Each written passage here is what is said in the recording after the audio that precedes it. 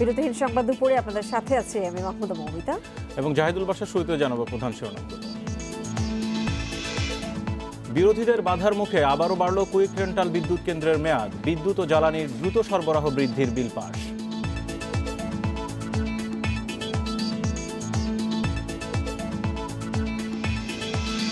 নির্ধারিত সময়েই দ্বাদশ সংসদ নির্বাচন, অভ্যন্তরীণ ইস্যুতে বিদেশিদের বক্তব্য অশোভন বলছে 14 দল।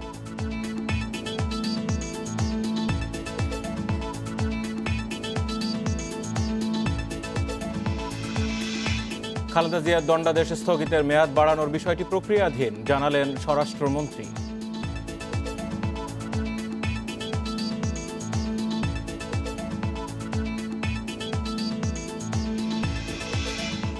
চাকরির প্রলোভনে শতাধিক ব্যক্তির কাছ থেকে 4 বছর অন্তত 1.5 কোটি টাকা লোপাট, রাজধানীতে চক্রের 2 সদস্য গ্রেপ্তার।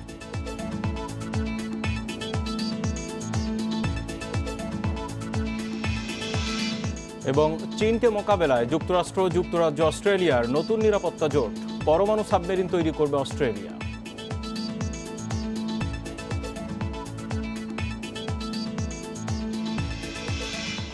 শিরোনাম জানাচ্ছিলাম, এবার যাবো পুরো খবর। আর শুরুতেই জানাবো, স্পিকার শিরিন শারমিন চৌধুরীর সভাপতিত্বে এই মুহূর্তে চলছে একাদশ সংসদের 14তম অধিবেশন। সেই খবর, সেখানে বক্তব্য রাখছেন সংসদ নেতা ও প্রধানমন্ত্রী শেখ হাসিনা।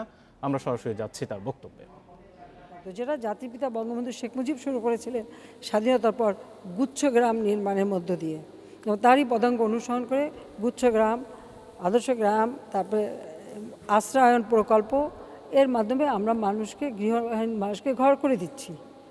91 সালে বিএনপির আমলে ঘূর্ণিঝড়ে যারা সম্পূর্ণ বাস্তুহারা হয়ে ওই কক্সেস বাজারে বস্তিতে বসবাস করত, তাদেরকে ওই কক্সবাজার খুরুশকুলে আমরা ফ্ল্যাট নির্মাণ করে তাদের পুনর্বাসনের কাজ শুরু করেছি।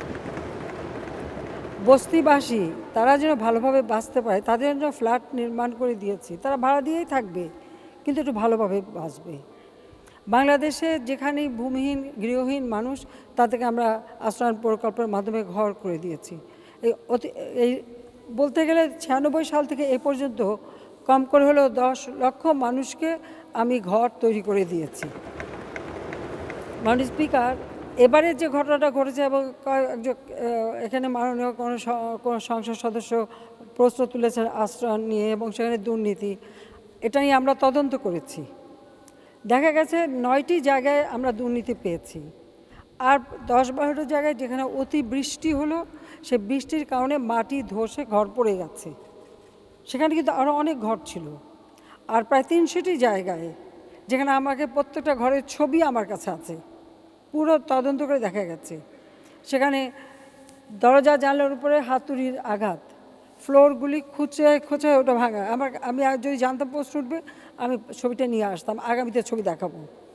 সেখানে খুঁচে ভাঙা, ইটের গাঁথনি, পিলার, সেটা ভেঙে ফেলে দেওয়া হয়েছে। এটা তো দুর্নীতির জন্য হয়নি। এটা কারা করলো? তবে হ্যাঁ, কারা করছে তদন্ত হচ্ছে, এর মধ্যে কিছু অ্যারেস্ট হয়েছে এবং তাদের অ্যারেস্ট করা হবে, তাদের ব্যবস্থা নেওয়া হবে। আমার প্রশ্ন, আমি এই কথাটা যখন বলি, দুর্নীতি দমন কমিশন তদন্ত বন্ধ করবে কেন?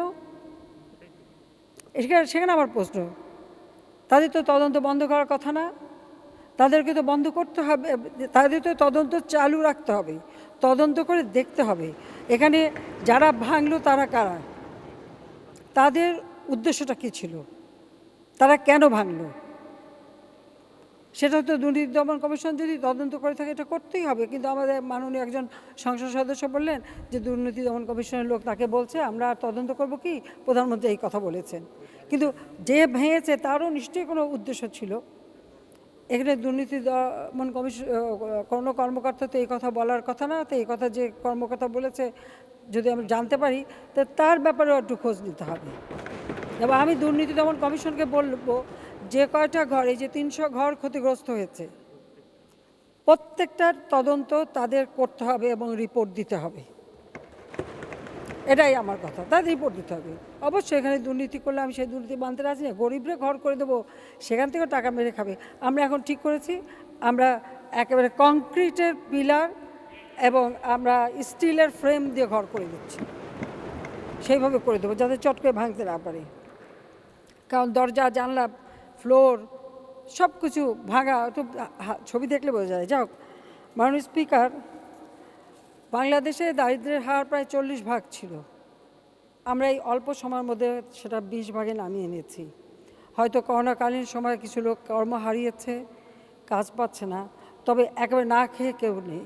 আমরা কিন্তু সকলকে সহযোগিতা করে যাচ্ছি। কাজে খুব অনেকে বলছে দারিদ্র্যের হার বেড়েছে কোথায়, গ্রামে না শহরে। তো এরকম অনেক তথ্য আমরা পাচ্ছি, হয়তো কিছুটা বাড়তে পারে, তবে একেবারে 20 ভাগ থেকে 40 ভাগে উঠে গেছে এ কথাটা সত্য না। এখানে কোনো এক মাননীয় সংসদ সদস্য ভুল তথ্য, অসত্য তথ্য দিয়েছেন। যাও, আমি এটুকু বলবো যে আমাদের মাথাপিছু আয় কিন্তু এই করোনাকালীন সময়েও 2227 মার্কিন ডলারে উন্নীত হয়েছে। রেমিটেন্স 24 বিলিয়ন মার্কিন ডলারে বৃদ্ধি পেয়েছে, কারণ আমরা 2% করে ইনসেন্টিভ দিয়েছি। তাছাড়া যেখানে বিএনপি সরকার আমলে 2005-06 অর্থ বছরে রিজার্ভের পরিমাণ ছিল 3.5 ভাগ, হ্যাঁ, বিলিয়ন। এই 3.5 বিলিয়ন কিন্তু বিএনপি সরকার আমলের রিজার্ভ। আজকের বাংলাদেশে করোনাকালীন সময়েও 48.04 বিলিয়ন মার্কিন ডলার আমাদের রিজার্ভ। আমি সেখানে আলাদা একটা ফান্ড তৈরি করেছি, যেটা অবকাঠামো, বাংলাদেশ অবকাঠামো উন্নয়ন ফান্ড।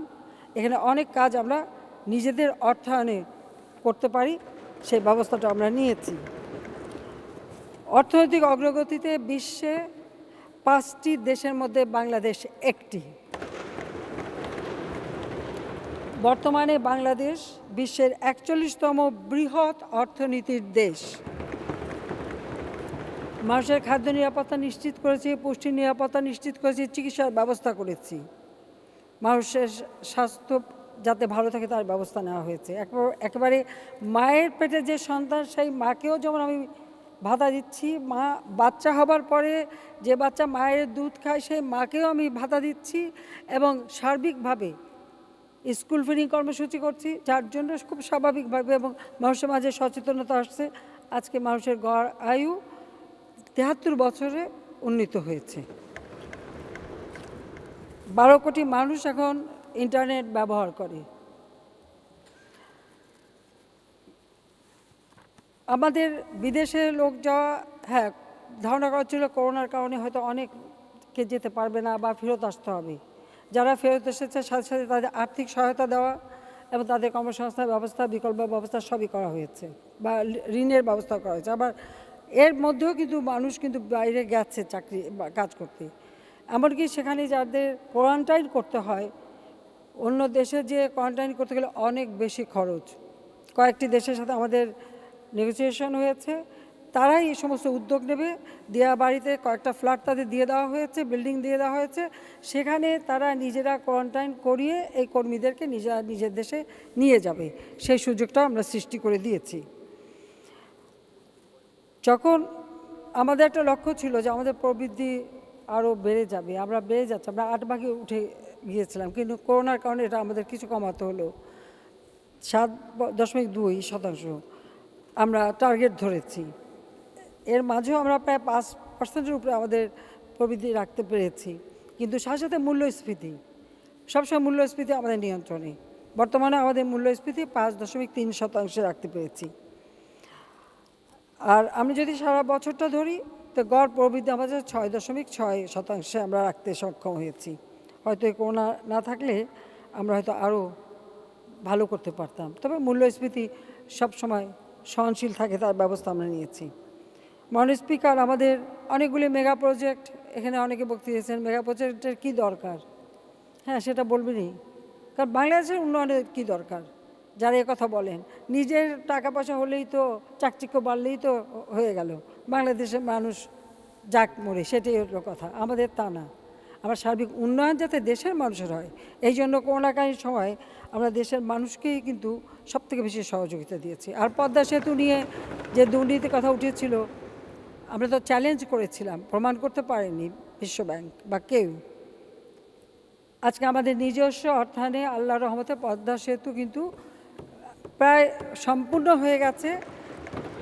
আমরা বোধহয় আর কিছুদিনের পরেই আমরা সেখানে গাড়ি চালাতে পারবো, যেটা ধরা হচ্ছে যে 2022 সালের মধ্যে, জুন মাসের মধ্যে সেখানে চলাচল করা যাবে রেল এবং সেখানে গ্যাসের লাইন, বিদ্যুৎ লাইন সব কিছু কিন্তু করা হচ্ছে, যাতে এখান থেকে গ্যাস আনতে কোনো অসুবিধা না হয়, সে ব্যবস্থাও আমরা নিয়েছি। মেট্রো রেল আজকে তো দৃশ্যমান, এবং আমরা এখন এই মেট্রো রেলটা উত্তরা থেকে একেবারে কমলাপুর স্টেশন পর্যন্ত যাতে যায় সেই ব্যবস্থা নিচ্ছি, এবং সমগ্র ঢাকা জুড়েই কিন্তু আমরা এই মেট্রো রেল এবং যোগাযোগ ব্যবস্থা আরও উন্নত করে দেব, যাতে অল্প সময়ের মধ্যে মানুষ যাতায়াত করতে পারে সেই ব্যবস্থা আমরা করে দেব। করোনাকালীন সময় মানুষের যাতে কষ্ট না হয়, বিশেষ করে আমাদের শ্রমিক, আমাদের যারা কৃষক, তারপরে সাধারণ মানুষ, খেটে খাওয়া মানুষ, দিনমজুর, তাদের যাতে কষ্ট না হয়, আমরা যেমন নগদ টাকা সবার হাতে তুলে দিয়েছি, তাছাড়া প্রত্যেকে আমরা প্রণোদনা দিয়েছি, এবং 1,31,641 কোটি টাকার 28টি প্রণোদনা আমরা দিয়েছি, যার ফলে এটা কখনো ওইভাবে হাহাকারটা হয়নি। আর স্কুল তো 12 তারিখ থেকে স্কুল খুলে গেছে, বিশ্ববিদ্যালয়গুলি খুলতে বলা হয়েছে, এটা তারা নিজেরা তাদের সিন্ডিকেটেই সিদ্ধান্ত নেবে। ইতিমধ্যে তাদের সমস্ত ছাত্রছাত্রীদের এবং শিক্ষক, কর্মচারী, এমন কর্মচারীদের পরিবার সকলকে, এবং শুধু ছাত্রছাত্রী তাদের পরিবার সহ সকলে যাতে টিকা পায় তার ব্যবস্থাও আমরা করে দিয়েছি, এবং সবাই টিকা পাবে সেটা ব্যবস্থা আমরা নিয়েছি।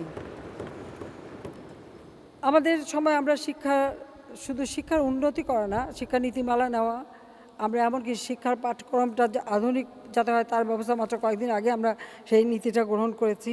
তাছাড়া এ পর্যন্ত আমাদের প্রায় যতগুলি স্কুল ছিল, কলেজ, স্কুল, সরকারি, এই করোনাকালীন সময় যেহেতু ক্লাস ছিল না, ঢাকা বিশ্ববিদ্যালয়ের হল থেকে শুরু করে, অফিস থেকে শুরু করে সবগুলি খুবই জরাজীর্ণ অবস্থা পড়েছিল, সব কিন্তু মেরামত করা হয়েছে। শুধু কামরাগুলিতে, রুমগুলি তাদের ছাত্রদের তালা দেওয়া, সেই জন্য সেখানে করা মানে সেটাকে সংস্কার করা যায়নি। এর বাইরে প্রত্যেকটা সরকারি শিক্ষা প্রতিষ্ঠান সমগ্র বাংলাদেশে আমরা কিন্তু মেরামত করে দিয়েছি। এটা আপনারা নিজেরা এখন যে দেখতে পারবেন কত সুন্দর হয়ে গেছে, এবং প্রত্যেকটা কাজের আগের কি অবস্থা ছিল আর তারপরে কি হয়েছে সব ছবি কিন্তু আমাকে পাঠানো, আমি দেখি বসে বসে, কাজে সেইভাবেই কিন্তু কাজ করা হয়েছে। আর তাছাড়া স্কুলে প্রায় মাধ্যমিক উচ্চ শিক্ষা বিভাগের আওতায় 1977টি মাধ্যমিক বিদ্যালয়, 92টি সরকারি বেসরকারি কলেজে একাডেমিক ভবন নির্মাণ করা, 4,770টি মেরামত ও সংস্কার করা হয়েছে, 1,583টি র্যাম্প নির্মাণ করা হয়েছে যারা প্রতিবন্ধী বা চলতে পারে তাদের জন্য সুবিধা হয়, 7,760টি ছাত্রী টয়লেট করা হয়েছে। আগে ছাত্রছাত্রীদের আলাদা টয়লেট ছিল, এখন প্রত্যেক স্কুলে আলাদা টয়লেটের ব্যবস্থা করা হয়ে গেছে। পাশাপাশি কারিগরি মাদ্রাসা শিক্ষা বিভাগের আওতায় 318টা মাদ্রাসা ও কারিগরি শিক্ষা প্রতিষ্ঠানে একাডেমিক ভবন নির্মাণ করা হয়, 955টি মেরামত ও সংস্কার কাজ সমাপ্ত হয়, 262টি র্যাম্প ও 368টি ছাত্রী টয়লেট নির্মাণ করা হয়েছে। আমি আরেকটি কথা বলবো যে ভ্যাকসিনের কোনো সমস্যা আল্লাহর রহমতে নেই। আমরা প্রায় 24 কোটির মতো আমরা ভ্যাকসিনের ব্যবস্থা করতে পেরেছি। 24 কোটি টিকা আমরা ক্রয় করব, ইতিমধ্যেই আমরা ভ্যাকসিন দিতে শুরু করেছি, কাজে এটার কোনো অসুবিধা হবে না। আর তাছাড়া আমাদের দেশে যাতে ভ্যাকসিন তৈরি হয়, ইতিমধ্যে আমাদের দেশীয় কোম্পানি এবং বিদেশি কোম্পানির মধ্যে চুক্তি হয়ে গেছে, আর তার বাইরেও আমরা নিজেরা তৈরি করার জন্য ইতিমধ্যে 10 একর জায়গা নিয়ে সেখানে আমরা যাতে তৈরি করতে পারি, ল্যাব তৈরি করা, মলিকুলার ল্যাব যেখানে টেস্টিং হবে সেটার ব্যবস্থা আমরা নিয়েছি। সব ধরনের কাজ কিন্তু আমরা করে যাচ্ছি। হতাশার কথা লেখে, এটা আমাদের দেশের মানুষের একটা বদভ্যাসও আছে, কথা কথা হতাশ হওয়া, আর যতই কাজ করি তারপরে বলে এটা হলো না কেন, ওটা হলো না কেন। আমি একটু বলবো যে এটা না বলে আগে কি ছিল আর এখন কি আছে সেটা দেখলেই তো হয়ে যায়, সেটাই দেখতে পাবো। ওই যে আছে কিছু লোক তো আছে না যে যারে দেখতে নারী তার চলন বেঁকা, তো এই অবস্থায় কিছু লোক ভোগে, আর কিছু একটু হতাশে এমনি ভোগে, তো সেটা নিয়ে আমার কোনো নেই। আর মিডিয়াতে কি লিখলো আর টক শোতে কী বললো, আমি কিন্তু ওইটা শুনে কখনো এই দেশ পরিচালনা করি না। আমি দেশ পরিচালনা করি আমার অন্তর থেকে, কারণ আমার বাবা এই দেশ স্বাধীন করেছেন, ওই দরিদ্র মানুষের জন্য বছরের পর বছর তিনি জেল খেটেছেন, নিজের জীবনটাকে উৎসর্গ করে দিয়েছেন। সেই মানুষগুলির জন্য কি কাজ করতে হবে সেটা আমি মনে করি যেটা আমি শিখেছি আমার বাবার কাছ থেকে, মায়ের কাছ থেকে, আমি সেটাই কাজে লাগাই এবং মানুষ তার সুফল পাচ্ছে কিনা সেটাই আমি যাচাই করি। ও কে কি বললো ওটা শুনে হতাশ হওয়া বা উৎসাহিত হওয়ার আমার সাজে না, আমি করি না, এটা হলো বাস্তবতা।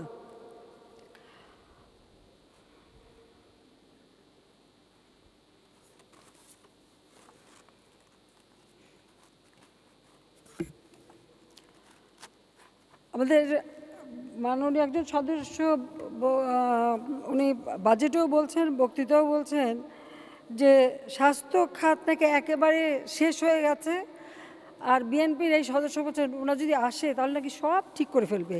তোমাদের ঠিক করার নমুনা একটু না বলে পাচ্ছি না। এত লম্বা বক্তৃতা দেওয়ার ইচ্ছা ছিল না মাননীয় স্পিকার, কিন্তু এত কথা শুনলাম আর লিখলাম, একটু না বলে কেমন করে হয়? যে ওনারা এত ভালোভাবে সব ঠিক করে দেন। আমি 96 সালে সরকার আসার পর বেসরকারি খাতে যাতে হাসপাতাল তৈরি হয় সেই সুযোগ দিয়ে দিলাম। হাসপাতালের যন্ত্রপাতি আনলে শিল্প কারখানা করতে যে সুযোগটা পায় সেই ব্যবস্থাটা করে দিলাম। এবং যতগুলি ইনস্টিটিউট, কিডনি, নিউরো, ক্যান্সার থেকে শুরু সবগুলির অন্তত ছোট আকারে ভিত্তিপ্রস্তর স্থাপন করলাম এবং তার কাজও শুরু করে দিয়ে গেলাম। কিছু কিছু শুরু হলো। আসলে বিএনপি ক্ষমতায় এসেই ওই যে আমার নামে যত পাথর যেখানে ছিল লাগানো, মানে যত ভিত্তিপ্রস্তর সবই ভেঙে ফেলে দিল। আবার সেটাকে আবার নতুনভাবে দুটো একটা হয়তো চালু করছে, কিন্তু সেভাবে আর কাজ করেনি। কিন্তু আমরা 2009 যখন আবার আসলাম, এমনকি মাতোয়াইলে মাতৃ শিশু হাসপাতাল আমাদের করা, এবং পুরো ঢাকা এবং সারা বাংলাদেশে যেখানে উপজেলা 31 বেড ছিল সবগুলি 50 বেড, আমরা সমস্ত জেলা হিসাব করে কোন জেলায় কত রুগী হাসপাতালে যায় সেটা সার্ভে করে সেই অনুযায়ী বেড সংখ্যা বাড়ালাম। হ্যাঁ, অনেক জায়গায় লোক নিয়োগ বা এসব একটু, কারণ আমরা এগুলি করতে করতে আমাদের 5 বছর সময় শেষ। এরপর যখন বিএনপি আসলো তারপর হয়নি, আমরা দ্বিতীয়বার এসে আবার কাজগুলি করে যাচ্ছি। এ পর্যন্ত 2009 থেকে এ পর্যন্ত 15টারও বেশি বিশেষায়িত হাসপাতাল আমরা নির্মাণ করেছি।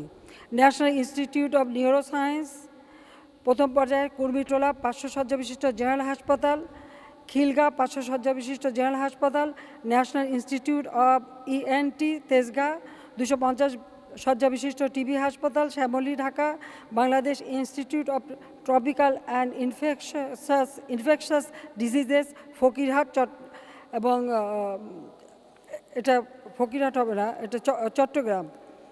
আচ্ছা, 100 শয্যা বিশিষ্ট শেখ ফজিলাতুন্নেছা মুজিব চক্ষু হাসপাতাল ও প্রশিক্ষণ প্রতিষ্ঠান স্থাপন গোপালগঞ্জ, ঢাকা শিশু হাসপাতাল, এবং ঢাকা কাল এই পার্লামেন্টে কিন্তু আমরা আইন করেছি শিশু হাসপাতাল এবং ইনস্টিটিউট নির্মাণ করার, কারণ শিশু বিশেষজ্ঞ, স্বাস্থ্য বিশেষজ্ঞ আমাদের দরকার, আর বিশেষজ্ঞ করতে গেলে আমার ইনস্টিটিউট দরকার, সেই ব্যবস্থাও করে দিয়েছি।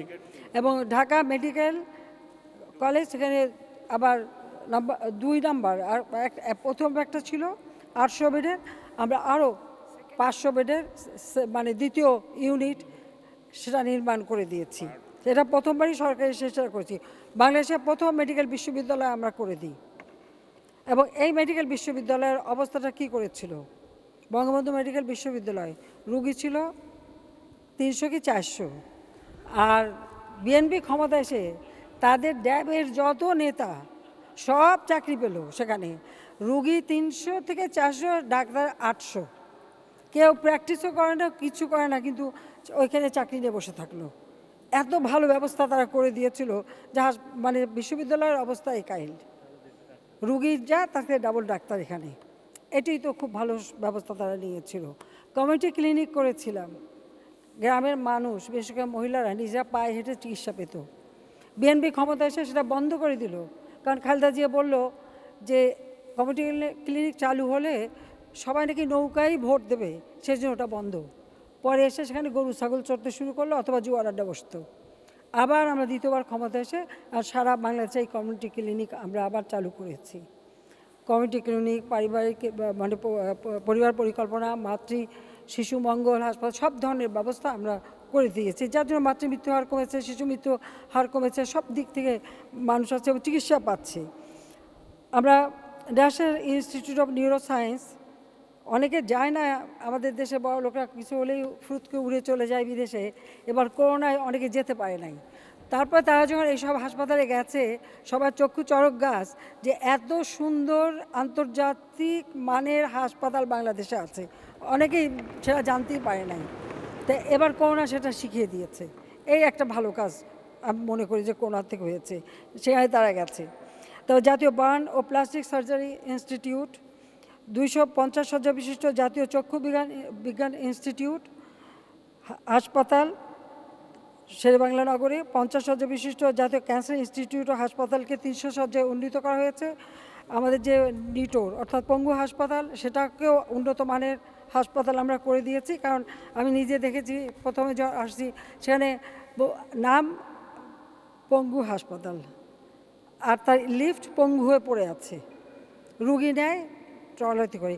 বিএনপিও ক্ষমতা ছিল, জাতীয় পার্টিও ক্ষমতা ছিল, কেউ আর এটার পরিবর্তন করার কথা চিন্তাই করেনি।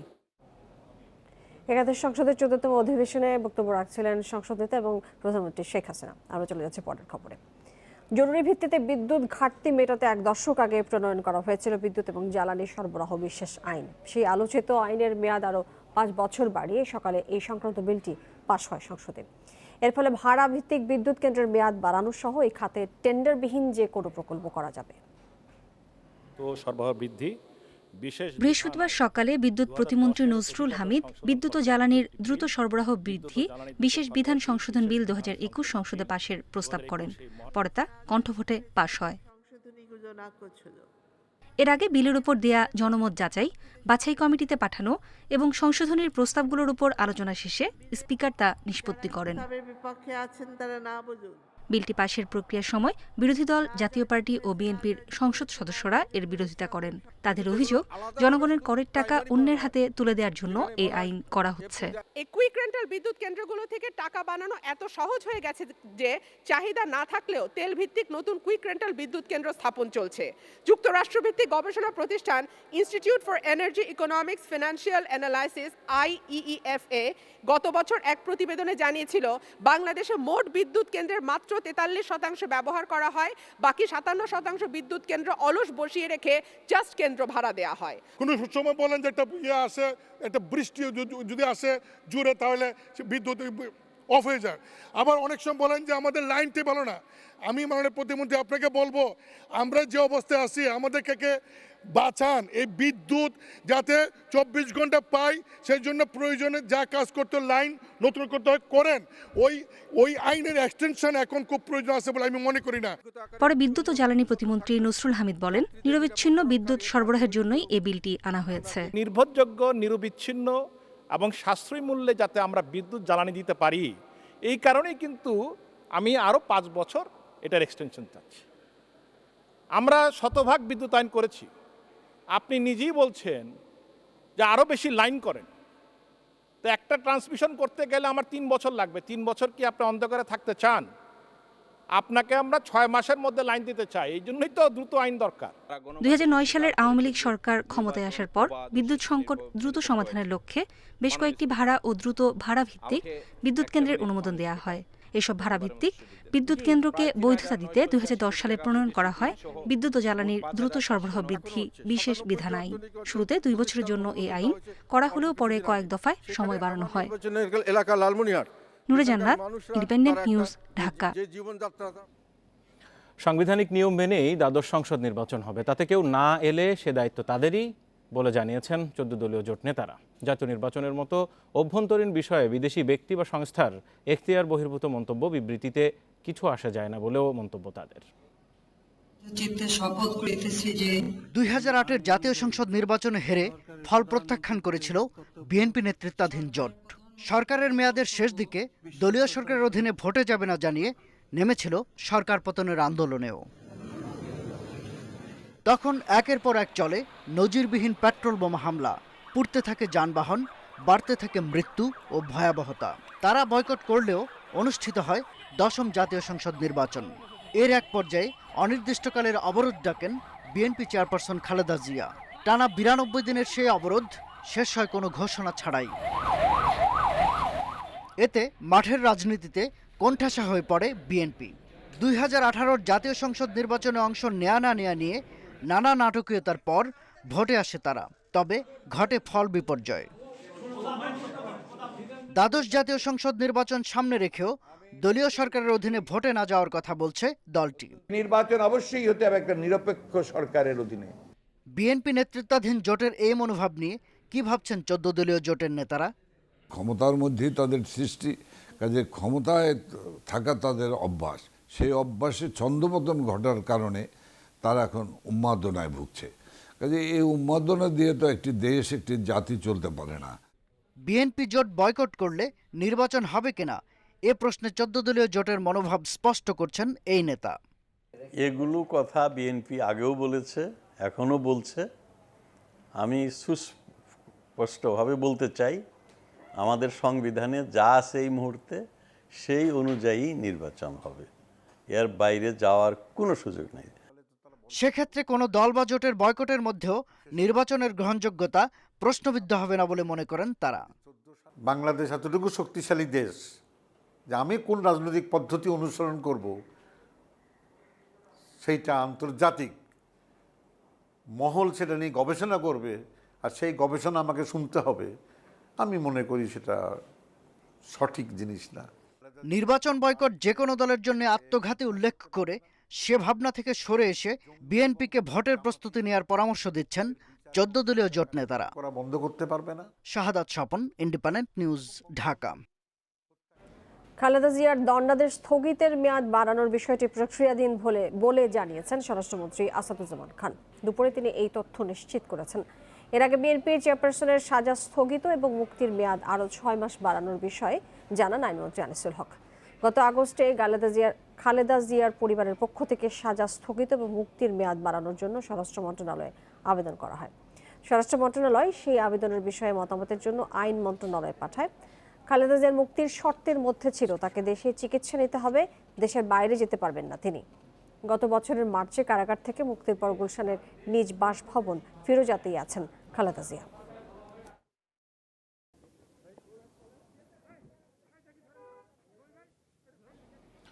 সরকারের বিরুদ্ধে বিএনপির অভিযোগ কল্পিত এবং বরাবরের মতো চর্বিত চর্বণ উল্লেখ করে আওয়ামী লীগের সাধারণ সম্পাদক ওবায়দুল কাদের বলেছেন, নিত্যদিন সরকারের বিরুদ্ধে নতুন নতুন অভিযোগ উত্থাপন বিএনপির রোজ নামচায় পরিণত হয়েছে। নিয়মিত অসত্য বক্তব্য উপস্থাপনকে রেওয়াজে পরিণত করেছে দলটি। সকালে রাজধানীর বাসভবনে ব্রিফিংয়ে এ মন্তব্য করেন ওবায়দুল কাদের। অভিযোগ কল্পিত এবং বরাবরের মতো চর্বিত চর্বণ, নিয়মিত অসত্য বক্তব্য উপস্থাপনকে বিএনপি রেওয়াজে পরিণত করেছে। নিত্যদিন সরকারের বিরুদ্ধে নতুন নতুন অভিযোগ উত্থাপন তাদের রোজ নামচায় পরিণত হয়েছে। সড়কে বেশিরভাগ সময়ে লেগে থাকছে যানজট। রাস্তায় গর্তের কারণে যানবাহন এবং পথচারী চলাচলে বিঘ্ন ঘটছে। স্থানীয়রা জানিয়েছেন, মালিবাগ সড়কে গর্ত করে কয়েক মাস ধরে বিদ্যুতের লাইন টানার কাজ করছে ডিপিডিসি। তবে এই কাজের দৃশ্যমান কোনো অগ্রগতি নেই, দেখা যাচ্ছে না কোনো কর্মতৎপরতাও। খোঁড়াখুড়ির কারণে সামান্য বৃষ্টিতেই সৃষ্টি হচ্ছে জলাবদ্ধতা, ঘটছে ছোটখাটো দুর্ঘটনাও। এই অবস্থায় দ্রুত কাজ শেষ করে জনভোগান্তি কমানোর দাবি জানিয়েছেন চলাচলকারী যাত্রীরা।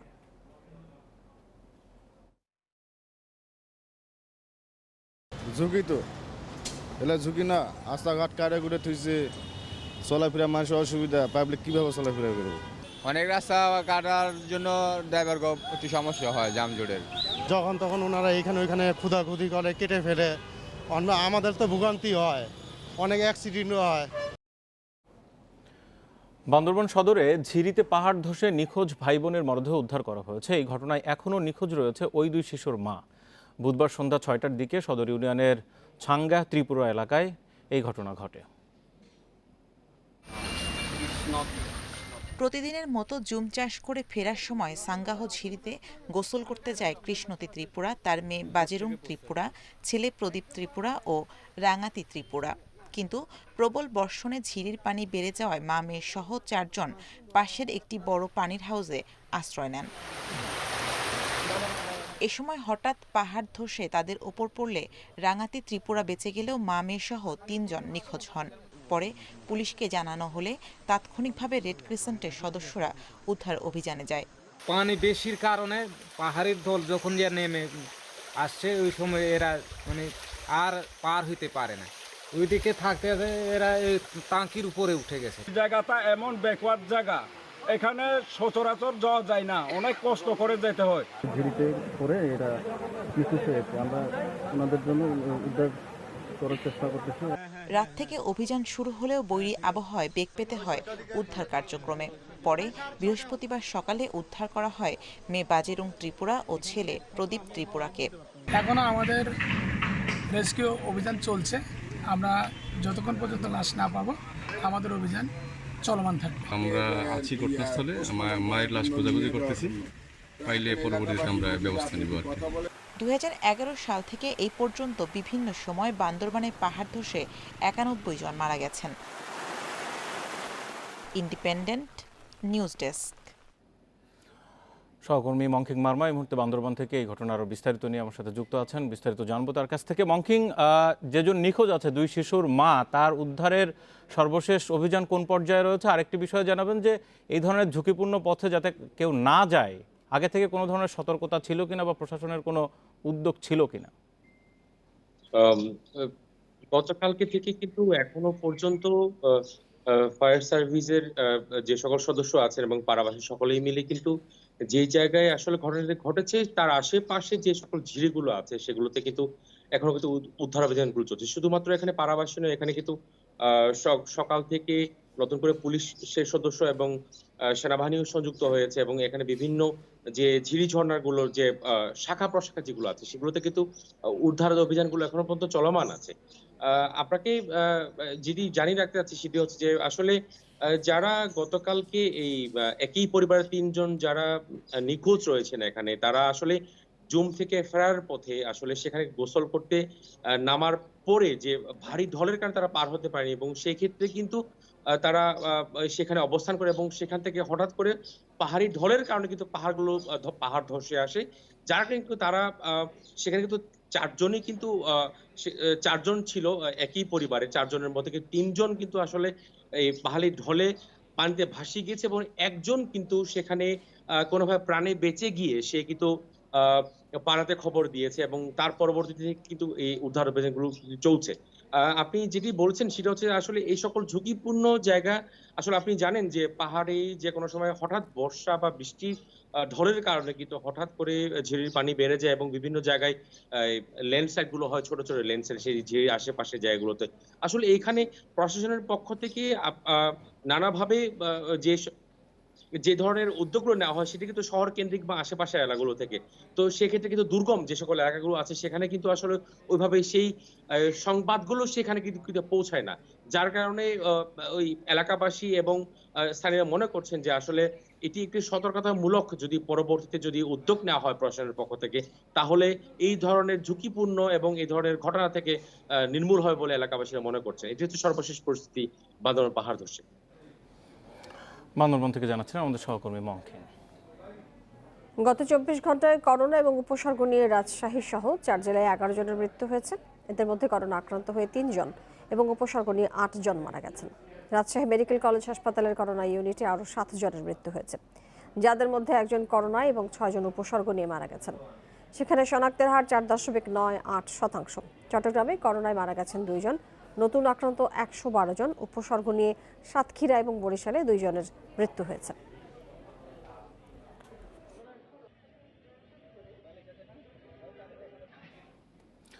যুক্তরাষ্ট্রে করোনা একদিনে সবচেয়ে বেশি মারা গেছে 2282 জন। দেশটিতে শনাক্ত 1,64,000-এরও বেশি। এদিকে বিশ্বে করোনায় একদিনে মারা গেছে মোট 10,200 জন, শনাক্ত হয়েছে 5,63,000। এ নিয়ে মোট আক্রান্ত 22,72,00,000, প্রাণ হারিয়েছে 46,73,000 মানুষ। মেক্সিকোতে একদিনে দ্বিতীয় সর্বোচ্চ 1,046 জন প্রাণ হারিয়েছে। ব্রাজিলে 793 ও রাশিয়ায় একদিনে মারা গেছে 792 জন। এদিকে কোনো স্বাস্থ্যকর্মী যদি টিকা না নেয় তবে তাদের কাজ থেকে বরখাস্ত করা হবে বলে ঘোষণা দিয়েছে ফ্রান্স। ডেনমার্ক থেকে কেনা 2.5 লাখ ফাইজার টিকার ডোজ অকল্যান্ডে পৌঁছেছে। আফ্রিকান নেশনকে 20 কোটি ডোজ টিকার প্রতিশ্রুতি দিয়েছে ইউরোপীয় ইউনিয়ন।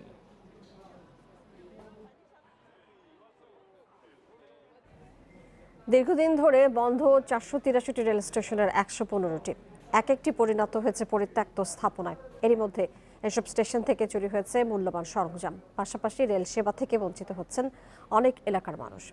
রেল কর্মকর্তারা বলছেন, জনবল সংকটে এসব স্টেশন চালু করা যাচ্ছে না। রেলওয়ে পূর্বাঞ্চলের সিলেট আখাউড়া রুট এ সেকশনের কুলাউড়া উপজেলার টিলাগাঁও স্টেশনটি প্রায় 12 বছর ধরে বন্ধ। এই অঞ্চলের লস্করপুর, ইটাখোলা সহ আরও 6টি স্টেশন বন্ধ রয়েছে। আর প্রায় বন্ধ লংলা ও বরমচাল স্টেশন। কাঁচা মাল অনেক, যাত্রীও যেত অনেক ইনকামা ওই তখন তো আপনার 2টা গাড়ি নাই, শুধু মেইল। যদি আমরা চাইয়া যদি আমরা লোকাল ট্রেনটা এখানে আর একটা যদি হইতো তারও ভালো হইল না, যদি মাস্টার সাহেব যদি দিতা তারও ভালো হইল। সরকারি সরঞ্জাম আছে এগুলো তারা নিয়ে গেছে। যে এলাকার মানুষ তারা বলে যে মাস্টার দিমু স্টেশন চালু হবে, কিন্তু এটা বলে এই স্টেশন যত কিছু আছে সরকারি মালামাল সব তারা নিয়ে যায়।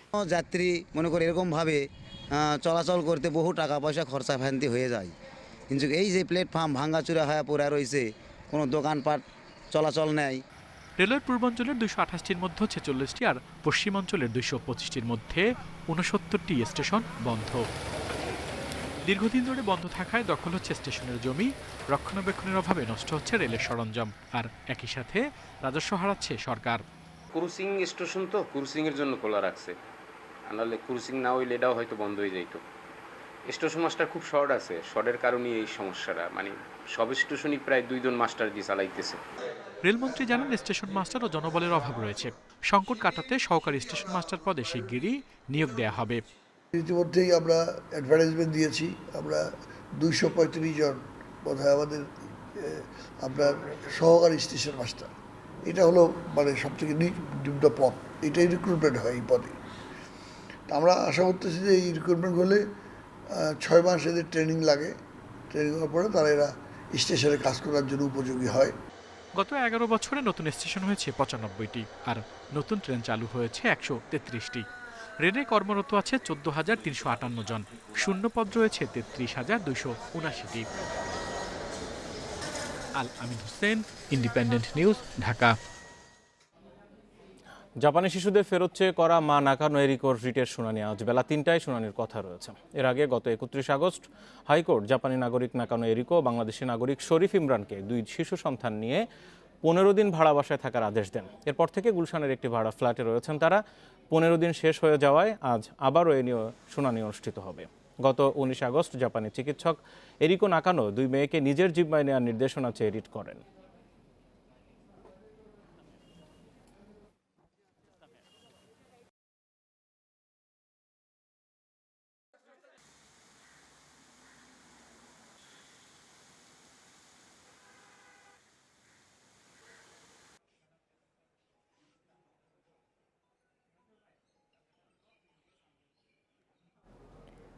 সরকারি চাকরিজীবীদের একটি নিয়মের মধ্যে থাকতে হয়, সবার মিডিয়ার সামনে কথা বলা ঠিক নয় বলে মন্তব্য করেছেন আদালত। সকালে ভিকারুননিসা নূন স্কুল অ্যান্ড কলেজের অধ্যক্ষের ভাইরাল অডিও নিয়ে রিটের শুনানিতে এই কথা বলেছেন হাইকোর্ট। শুনানিতে রিটকারীর আইনজীবী প্রিন্সিপালের অপসারণ দাবি করেন। তিনি বলেন, অধ্যক্ষ কামরুন নাহারের যে আপত্তিকর কথোপকথন ফাঁস হয়েছে তা শিক্ষার্থীরা শুনেছে। তিনি যে ভাষা ব্যবহার করেছেন তা অবমাননাকর। পরে রাষ্ট্রপক্ষের সময় আবেদনের ভিত্তিতে তদন্ত প্রতিবেদন জমা দিতে 1 মাস সময় মঞ্জুর করেন। পরবর্তী শুনানি 31 October. Viqarunnisa Noon school and কলেজের প্রিন্সিপাল কামরুন নাহার এবং অভিভাবক ফোরামের নেতা মীর শাহাবুদ্দিন টিপুর মধ্যকার ফাঁস হওয়া ফোন আলাপ নিয়ে সামাজিক যোগাযোগ মাধ্যমে নানা আলোচনা সমালোচনা শুরু হয় গত জুলাইয়ে।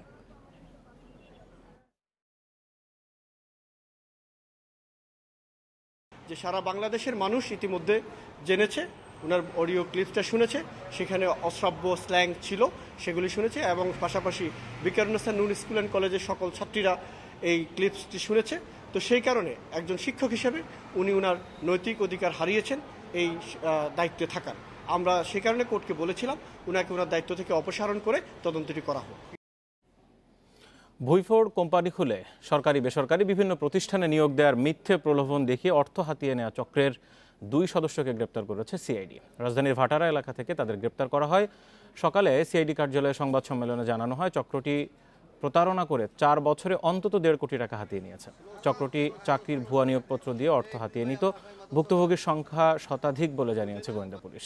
চক্রের আরও সদস্য রয়েছে, যাদের ধরতে অভিযান অব্যাহত রয়েছে। এদিকে আশুলিয়ায় 19টি স্বর্ণের দোকানে ডাকাতির ঘটনায় নারায়ণগঞ্জ থেকে ডাকাত চক্রের এক নারী সদস্যকে গ্রেপ্তার করেছে সিআইডি।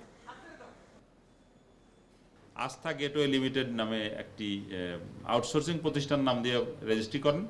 আসলে আস্থা নাম কেন দিছিল, এর আগে হওয়া দরকার ছিল, অনাস্থা হওয়া উচিত ছিল। তো এই আস্থা দেখেই সবাই এর উপর আস্থা রাখে এবং আস্থা রেখে তাদের হাতে টাকা পয়সা দেয়। টাকা পয়সার বিনিময়ে এরা ভুয়া নিয়োগপত্র তুলে দেয় এবং নিয়োগপত্র আমি দেখলাম যেগুলো, এগুলো চমৎকার, দেখলে সত্য অরিজিনাল নিয়োগপত্র আমরাও তো পেয়েছি জীবনে একবার, তার চেয়ে অনেক ভালো নিয়োগপত্র এগুলো। রাজধানীর উত্তরায় অস্ত্র দেখিয়ে ত্রাস সৃষ্টি এবং জনমনে ভীতি সঞ্চার করার অভিযোগে একজনকে গ্রেপ্তার করেছে র্যাব। তার নাম মিসবাহ উদ্দিন। র্যাব জানিয়েছে, মিসবাহ দীর্ঘদিন ধরে 3 দেহরক্ষী নিয়ে উত্তর এবং টঙ্গী এলাকায় অস্ত্র দেখিয়ে আধিপত্য বিস্তারের চেষ্টা করে আসছিলেন। র্যাব 1-এর সাইবার মনিটরিং সেল গ্রেপ্তার তার ফেসবুক আইডির পাশাপাশি ব্যক্তিগত চলাচলের উপর নজরদারি বৃদ্ধি অব্যাহত রাখে। বুধবার রাতে উত্তরের বাসায় অভিযান চালিয়ে মিসবাহ উদ্দিনকে গ্রেপ্তার করা হয়। এ সময় তার কাছ থেকে একটি বিদেশি পিস্তল, 2টি ম্যাগাজিন, 50 রাউন্ড গুলি উদ্ধার করে র্যাব।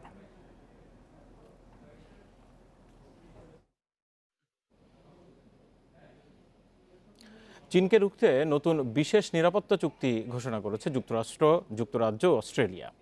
চুক্তি অনুযায়ী দেশ তিনটি নিজেদের উন্নত প্রতিরক্ষা প্রযুক্তি পরস্পরের সঙ্গে ভাগাভাগি করবে। এই চুক্তির আওতায় প্রথমবারের মতো পারমাণবিক সাবমেরিন তৈরি করবে অস্ট্রেলিয়া। চীনের ক্রমবর্ধমান শক্তি এবং ইন্দো প্রশান্ত মহাসাগরে দেশটির সামরিক উপস্থিতি নিয়ে উদ্বিগ্ন যুক্তরাজ্য, যুক্তরাষ্ট্র ও অস্ট্রেলিয়া। পাশাপাশি এ অঞ্চলে বহিঃশক্তির উপস্থিতি নিয়ে কড়া হুঁশিয়ারি দিয়ে আসছে বেইজিং। চীনকে রুখতে এবার যুক্তরাষ্ট্র, যুক্তরাজ্যের সঙ্গে জোট বেঁধেছে অস্ট্রেলিয়া। ত্রিদেশীয় চুক্তিটির নাম দেয়া হয়েছে AUKUS।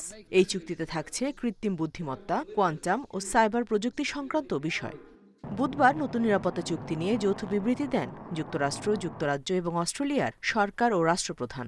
এতে এই চুক্তি বাস্তবায়ন হলে তা ইন্দো প্যাসিফিক অঞ্চলে স্থিতিশীলতা আনতে সহায়তা করবে বলে আশা ব্যক্ত করেন তারা। আমরা বিশ্বাস করি মিত্রদের শক্তিকে সংঘবদ্ধ করার এই উদ্যোগ ভবিষ্যতের যে কোনো হুমকি মোকাবেলায় সহায়তা করবে। ইন্দো প্রশান্ত মহাসাগরীয় এলাকায় ইউরোপীয় দেশগুলোর গুরুত্বপূর্ণ অংশগ্রহণ বাড়বে। কোনো আঞ্চলিক বিভেদ সৃষ্টি করা আমাদের লক্ষ্য নয়।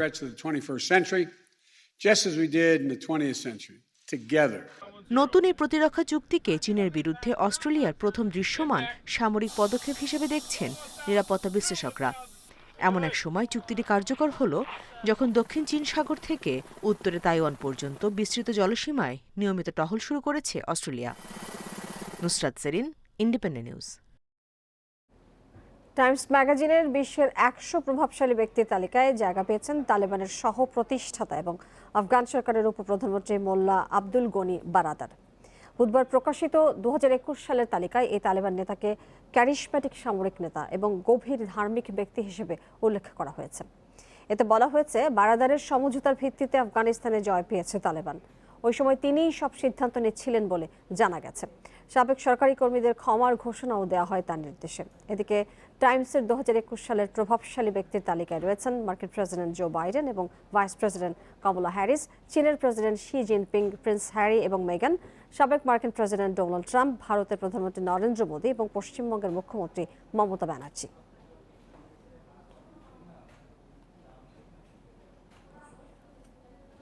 অক্টোবরের প্রথম সপ্তাহে অনুষ্ঠিত হবে বিসিবি নির্বাচন। চলতি মাসেই শেষ হবে বর্তমান পরিচালনা পর্ষদের মেয়াদ।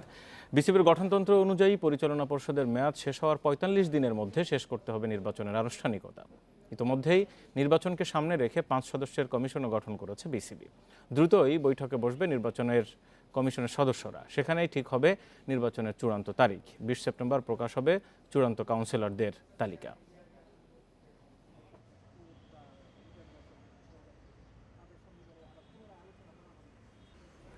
টানা 3 সিরিজ জিতলেও টাইগারদের ব্যাটিং নিয়ে আছে অস্বস্তি।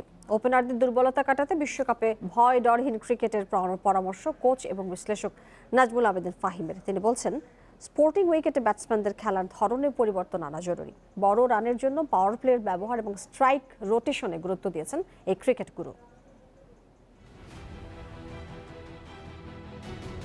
ওমান আমিরাতে ক্রিকেট উৎসব, করোনাকালে প্রথম বৈশ্বিক টুর্নামেন্ট, টি-20 বিশ্বকাপের জন্য রোমাঞ্চ নিয়ে অপেক্ষা। অনেকের চোখে বাংলাদেশ এবারের ডার্ক হর্স। গত 3 সিরিজের সাফল্য নেপথ্যের কারণ, কিন্তু অর্জনের মাঝেও অস্বস্তি নেহায়েত কম নয়। টপ অর্ডারের অফ ফর্ম বিশ্বকাপের আগে চিন্তার প্রধান কারণ। তামিমের শূন্যতা কম বেশি অনুভব করছে বাংলাদেশ। ওপেনিংয়ে ধারাবাহিকতার অভাব স্পষ্ট। কন্ডিশন বুঝে অ্যাপ্রোচের গলদ কার্যত কঠিন করছে ম্যাচের পরিস্থিতি।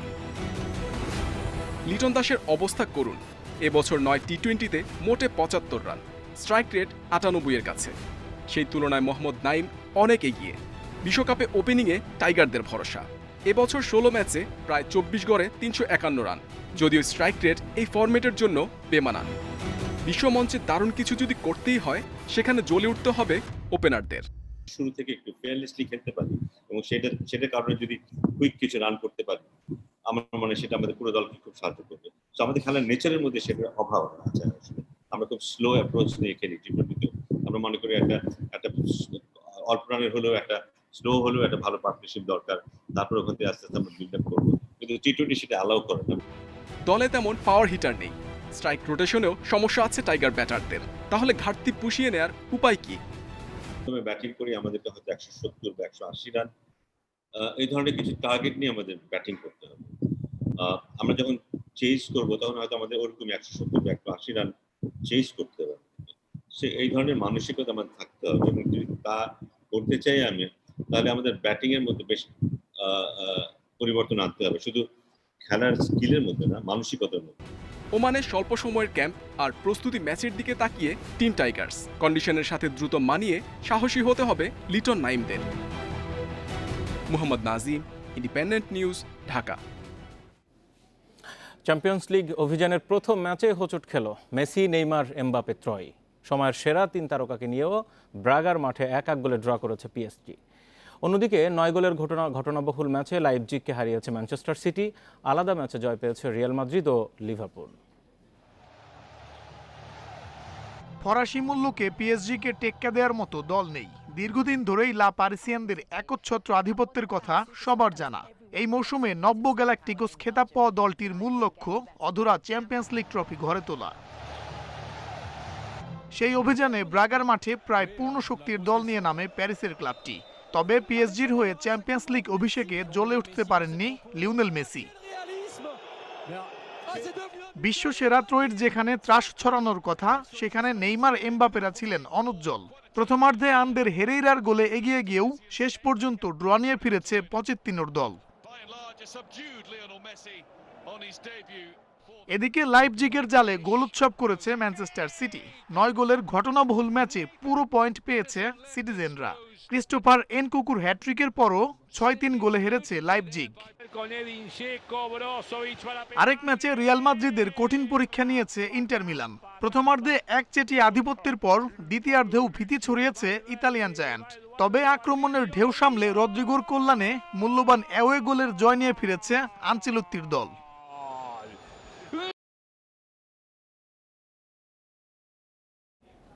আর এর সাথে শেষ করছি এখনকার বিরতিহীন সংবাদ দুপুরের সবাই। আরো বিস্তারিত জানতে চোখ রাখুন ফেসবুক, ইউটিউব এবং টুইটারে। সাথে থাকার জন্য আপনাদের সবাইকে ধন্যবাদ জানাচ্ছি।